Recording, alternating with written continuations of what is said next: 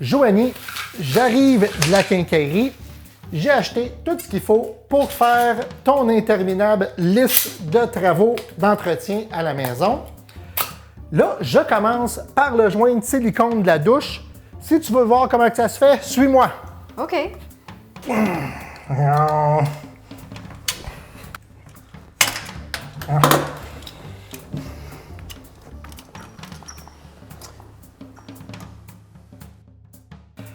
Ouais, c'est pas le plus beau que j'ai fait, là, Joanie, mais ça va faire la job en masse, inquiète-toi pas, ça va pas couler.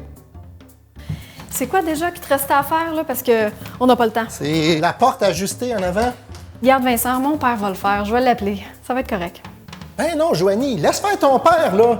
Ton père, il est à 8 heures de route, là. En 2 minutes, moi, ça va être réglé, tu vas voir. Envoyez pas répondre. Bon, c'est laquelle porte déjà que tu veux que j'ajuste? Vincent! Un pas de plus, puis j'incante Marc-André. Pas Marc-André. Vincent, dépose tes outils tranquillement. Puis après, on va discuter.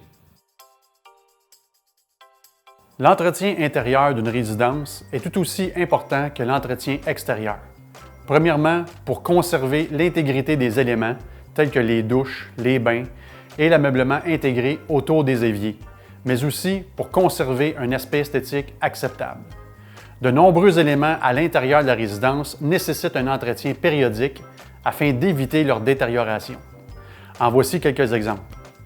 Passez régulièrement l'aspirateur sur les revêtements de plancher de bois franc afin d'éliminer les particules abrasives pour éliminer les risques de rainure et les nettoyer avec une vadrouille humide mais pas trop mouillée pour ne pas les faire gondoler.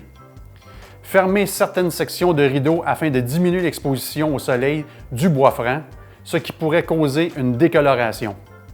Refaire au besoin les joints de latex sur les boiseries et les moulures afin de conserver l'aspect esthétique.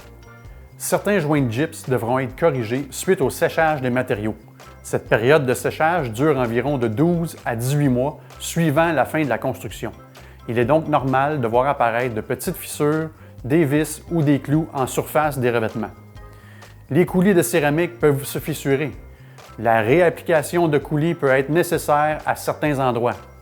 L'ajustement des armoires, avec le temps, les armoires peuvent se désajuster selon la fréquence d'utilisation.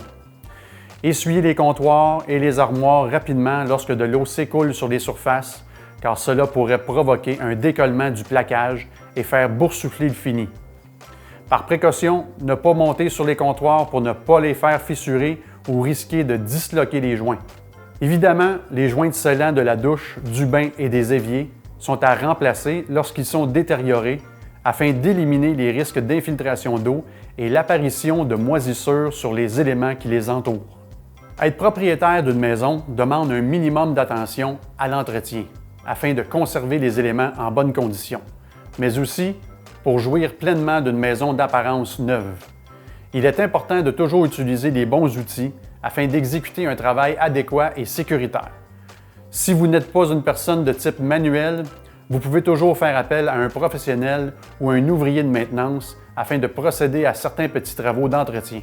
Finalement, mieux vaut une maison en bon état afin d'y conserver une joie de vivre et une valeur de revente à la hauteur de vos attentes qu'une maison sans entretien et un investissement en déclin.